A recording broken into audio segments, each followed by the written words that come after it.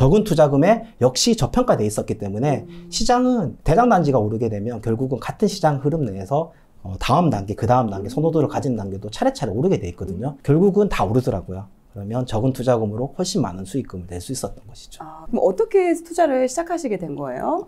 저는 그때 부동산에 대해서 크게 관심이 없었던 시기였어요.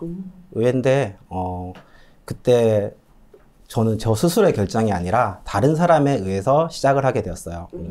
어느 밤이었나? 아이들을 재운다고 방에 누워 있었는데 와이프가 잠깐 할 말이 있다고 우리 이제 이렇게 살면 안 될 것 같다 이런 얘기를 하더라고요. 문득 생각해 보니까 가장으로서 위기감을 느꼈어요. 제가 결혼하고 10년 차인데 그동안 전셋집을 6번 이사를 했어요. 그때 제가 가지고 있던 생각은 이 정도 직장을 다니고 있는데 언젠가는 자연스럽게 부자가 됐겠지 아니라는 생각을 가지고 있더라고요. 정말 무책임한 가장이었어요.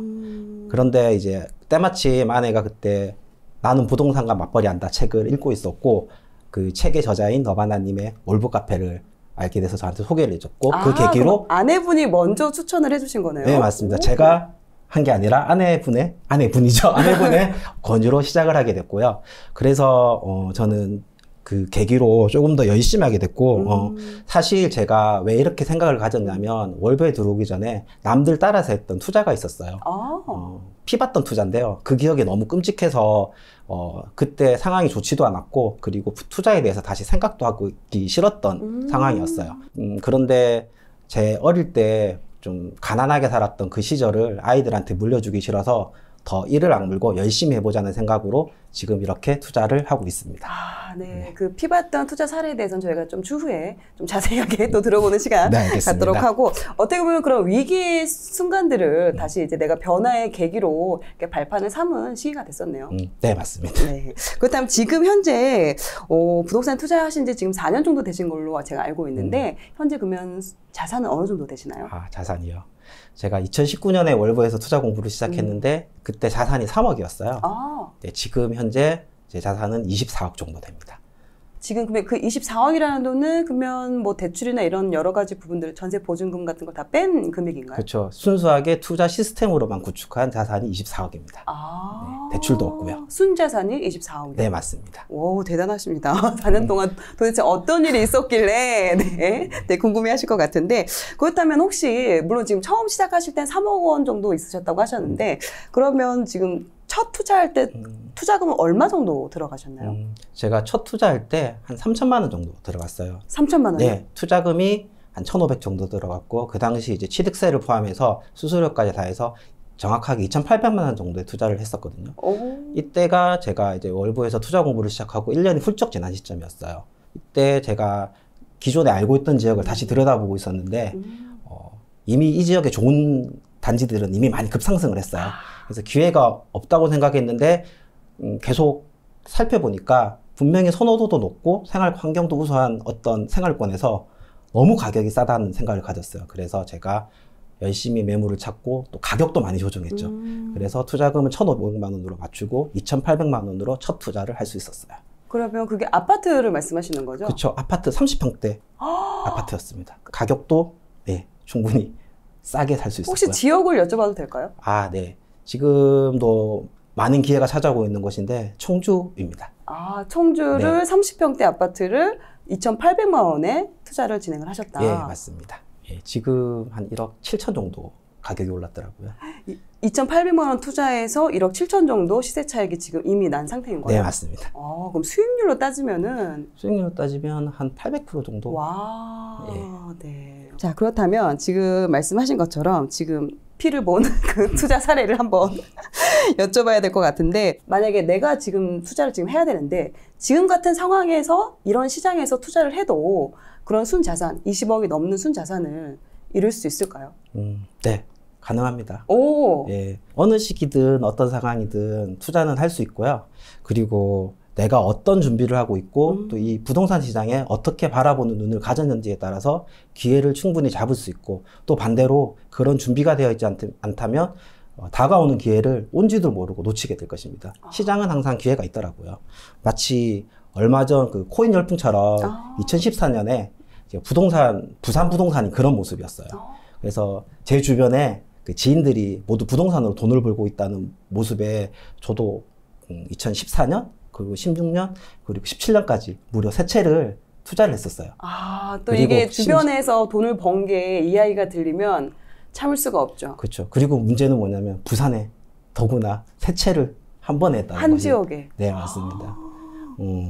이때 그 투자를 하고 한 2년, 3년 동안은 가격이 계속 올랐어요. 그때 제가 들었던 생각이 그런 거 있잖아요. 아, 나 정말 투자 잘한다. 그렇지. 투자의 기지다. 요즘에 생각하면 워런 버핏처럼 워런 한핏이다. 보니까 그런 약간 자만심이 좀 있었어요. 그런데 2017년에 마지막 투자를 하고 네. 이제 본격적인 하락장이 시작됐거든요. 그러면서 가격이 2년 동안 끊임없이 매매 가격이 떨어지고 더 문제는 뭐냐면 전세 가격까지 진짜 상상할 수 없을 정도로 급격하게 하락을 했어요. 3채 모두 다요? 네, 맞습니다. 어떡해. 그러니까 소위 그 기존에 이제 전세가 만기가 될 때 전세금을 돌려줘야 되는 역전세를 그대로 온몸으로 맞이하게 됐죠. 그래서 너무 끔찍했고 그때 그 기억 때문에 저희가 심리적으로도 흔들리니까 이 집들을 팔려고 부동산 그 중개사무소에 매물들을 내놨었거든요. 그때가 시기가 언제인가요? 2018년부터 시작을 했어요. 그때 내놓기 시작했어요. 1년 뒤에 가격이 떨어지니까 잠시 가격이 떨어지는데도 제가 가치를 보지 못하고 제대로 공부를 못했기 때문에 그런 심리에 흔들리면서 물건을 내놨거든요. 근데 정말 무서운 건 뭐냐면 그렇게 많은 부동산에 물건을 내놨는데 집을 보러 오는 사람조차도 한 명도 없었다는 거예요. 가격을 충분히 싸게 내놨음에도 네, 불구하고 시세보다도 훨씬 싸게 내놨는데도 아예 집을 살려는 사람이 없었던 거죠.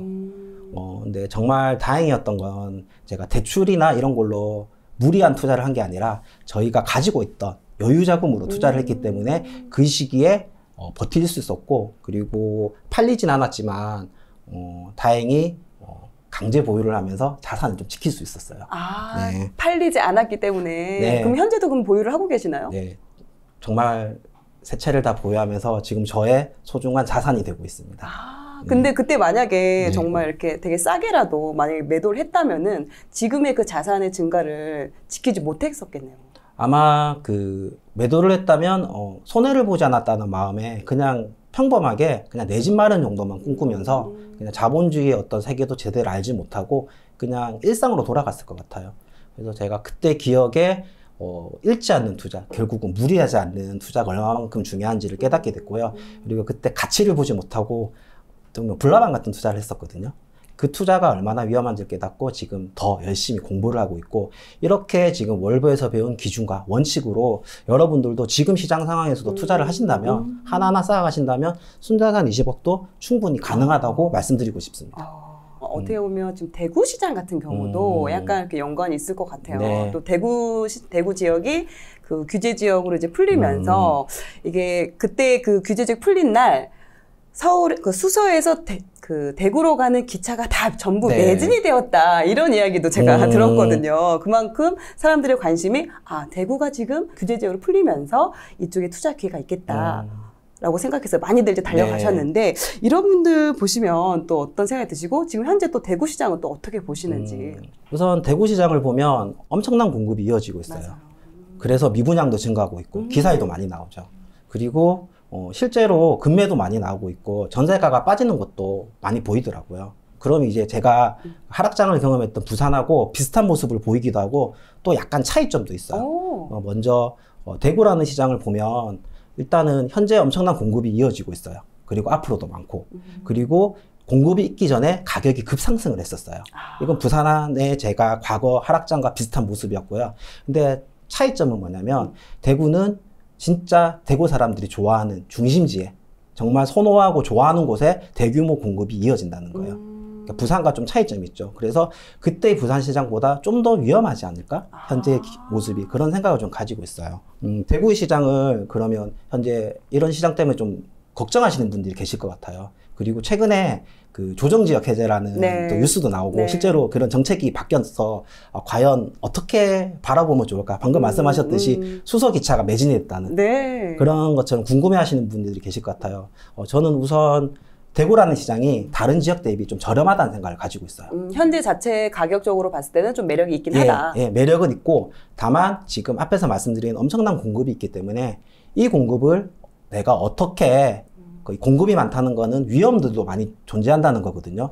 왜 위험한 거죠? 공급이 많게 되면 결국은 수요보다 공급이 많고 시장 논리상 훨씬 좋은 아파트가 많기 때문에 매매 수요뿐만이 아니라 임대 수요도 떨어지고 즉 매매 가격도 떨어지고 전세 가격까지 하락할 수 있는 이런 구조거든요. 그래서 이런 리스크들이 발생할 수 있고 내가 생각한 것보다 더 큰 투자금도 들어갈 수 있고 그리고 무리하게 대출을 통해서나 아니면 연끌까지 하면서 투자를 하게 된다면 이런 소중한 자산을 잃게 될 수도 있어요.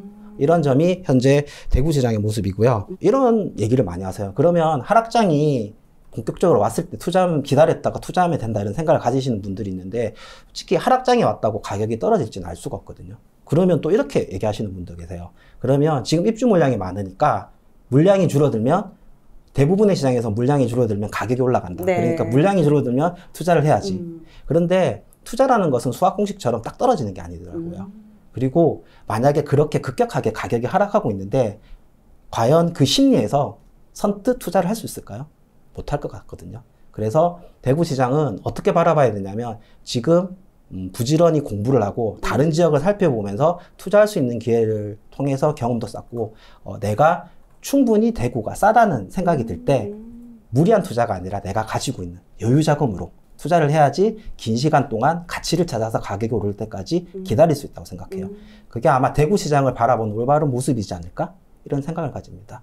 지금 대구 같은 경우는 실질적으로 다른 지역과 비교를 해봤을 때 가격적인 그런 싸다는 그런 메리트가 있긴 하지만 워낙에 사람들이 선호하는 예를 들어서 뭐 수성구 같은 이런 지역의 물량이 지금도 많고 네. 그리고 앞으로 향후에도 지금 많은 물량이 예정돼 있기 때문에 특히나 그 주변이나 여러 지역까지 매매나 전세 이런 데 좀 되게 그 가격적인 부분에서 흔들릴 위험이 너무나 크다라고 네. 말씀해 주신 것 같고 그래서 그 리스크적인 부분이 예를 들어서 내가 투자로 접근을 했을 때 추후에 물량이 쏟아지면 전세를 맞추는 과정에서 네. 그런 전세를 내가 오히려 그 예상했던 전세가를 맞추지 못해서 네.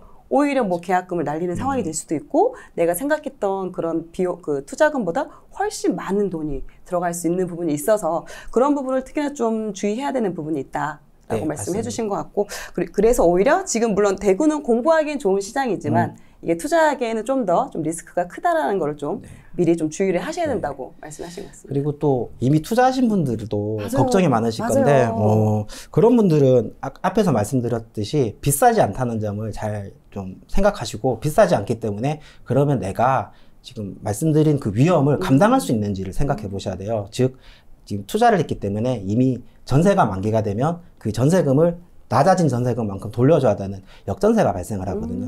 근데 이 역전세가 얼마나 될지는 알 수가 없어요. 역전세가 뭐죠? 한번 역전세는 풀어주시겠어요? 제가 예를 들어서 2020년에 투자를 했어요. 2년 전. 보통 전세 계약은 2년이거든요. 네. 그러면 2억 2천에 전세 계약을 맺었고 2억 2천에 예, 네. 2년이 지나면 전세가 만기가 되면 보통 재계약을 선택하든지 새로운 세입자를 맞이하게 되는데 보통 그 주변 시세 또는 시세에 맞춰서 그렇죠. 계약을 하게 돼요. 근데 대구시장 같은 경우는 작게는 2천만 원, 많게는 1억까지 가격이 하락하고 있어요. 전세 가격이요? 네, 맞습니다. 그래서 만약에 내가 투자한 단지가 5천만 원 정도 가격이 빠졌다고 하면 새로운 계약자 또는 지금 살고 계신 분들도 현재 비싼 가격에 계약을 하고 싶진 않으실 거고 낮아진 시세대로 하고 싶을 거예요. 그렇죠. 그러면 7천만 원을 돌려줘야 됩니다. 이게 바로 역전세라고 부르는 거예요. 예를 들어서 2년 전에 전세를 2억 2천에 맞췄는데 지금 다시 2년 후에 재계약을 맞추려 보니까 전세가 막 1억 7천 이런 식으로 네. 5천이 넘게 이렇게 막 네, 맞습니다. 오히려 1억까지도 빠질 수 있는 그런 상황이 될 수 있으니까 그런 부분을 미리 좀 대비를 해야 된다라고 그렇죠. 말씀하시는 거네요. 그래서 내가 만약에 이렇게 위험한 상황을 가지고 있는 물건을 가지고 있다면 지금 무리하지 않고 종잣돈을 열심히 모으고 다만 다른 지역에 또 공부를 열심히 하면서 이렇게 위험을 대비하고 그 종잣돈으로 자산을 지킬 수 있는 그런 것을 더 중심으로 잡고 노력을 하셔야 될 것 같아요. 이미 투자를 하신 분 같은 경우는 추가로 다른 지역을 또 투자를 하신다거나 네. 이렇게 하면 안 되겠네요. 그렇죠. 종잣돈을 최대한 더 이렇게 마련을 해놓고 대출도 더 알아봐서 그런 걸 리스크를 대비할 수 있는 그런 만반의 준비를 하시는 게 필요할 것 같네요. 맞습니다. 욕심을 부리는 것보다 현재 소중한 자산을 지키는 게 더 중요하다고 생각을 하거든요. 일단 싸게 샀다는 네. 그런 확신이 있으니까. 네, 맞습니다. 자, 그러면 오히려 이렇게 또 보면은 뭔가 이렇게 위기가 오면 그 안에서 또 기회가 될 수 있는 부분도 있잖아요. 네, 예를 맞습니다. 들어서 대구에 이제 내가 실거주를 하고 있다. 아니면 대구에 그 뭐 전세나 전월세에 살고 있는 상황에서 네. 아니면 뭐 신혼부부가 내 집 마련을 해야 되는 상황에서 네. 그럼 내 집 마련 그 목적으로 네. 대구에서 이렇게 매수를 하는 부분은 또 어떻게 보시나요? 일단 충분히 가격이 싸기 때문에 내 집 마련에는 좋은 기회가 된다고 생각을 해요. 근데 여기서 중요한 건 뭐냐면 투자하고 마찬가지예요. 무리하면 안 된다는 거예요. 정확하게 나의 자산 상황과 그리고 급여를 생각해서 이 급여를 통해서 내가 감당할 수 있는 그 아파트인지를 생각해야 돼요.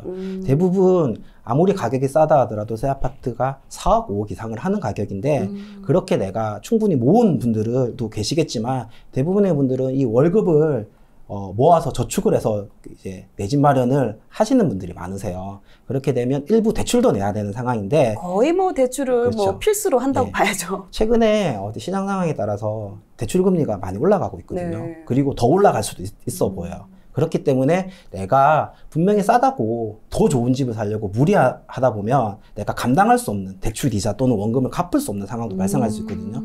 그래서 중요한 거는 분명히 싸기 때문에 내 집 마련을 하는 좋은 기회지만 그거의 기준은 내가 감당할 수 있는 수준의 아파트를 찾아서 그 범위 내에서 새로운 집을 사는 게 어떨까 이렇게 추천을 드리고 싶습니다. 감당하는 범위 내에서는 특히나 내 집 마련이라면 추천을 하고 싶다. 네. 근데 그 일반인 저희 부터 같은 경우 내 그 감당 가능한 그 기준이 어느 정도인지 좀 헷갈려 하시는 부분도 있거든요. 우선 그 대출 비율이 내가 얼마만큼 낼 수 있는데 일단 제일 중요한 건 나의 월급과 소비 지출 구조를 살펴보는 거예요. 외벌이면 그 가장이 혼자, 맞벌이면 두 부부 간에 소득을 계산을 해보고 내가 평균적으로 얼마나 쓰는지 소비에 대해서 하는 거예요. 그러면 결국은 1년에 모을 수 있는 돈이 나오거든요. 그렇죠. 그러면 이 모을 수 있는 돈으로 이제 어떻게 해야 되냐면 대출을 냈을 때는 원금이 발생하고요. 원금을 갚아야 되는 원금이 발생하고 그리고 거기에 따른 이자를 내야 돼요. 그러면 이 원금과 이자가 내가 모을 수 있는 돈을 넘어서면 안 되는 거죠. 그래서 그 범위 내에서 예산 책정을 해서 그리고 그 범위에 맞는 가장 좋은 아파트를 찾아서 내 집 마련을 하셔야 되는 거죠. 일단은 우리 집의 그 가계 재무 상황을 좀 제대로 한번 좀 살펴볼 필요가 있겠네요. 네, 사전에. 맞습니다. 이런 시장에서는 좀 절대 하지 말아야 할 투자가 있다면 어떤 게 있을까요? 조금 전에 말씀드린 부분하고 비슷한데 내가 감당할 수 없다고 하면 아무리 좋은 것이라도 하지 않아야 된다는 거예요. 제가 2020년 가을이었는데 그때 창원 마산이라는 지역을 들여다보고 있었거든요. 네. 예. 그때 시장이 되게 아직까지 뜨거워지지 않았던 시장이어서 열심히 보고 있는데 문득 보다 보니까 소위 대장 아파트라는 곳을 투자할 수 있는 기회가 보이더라고요.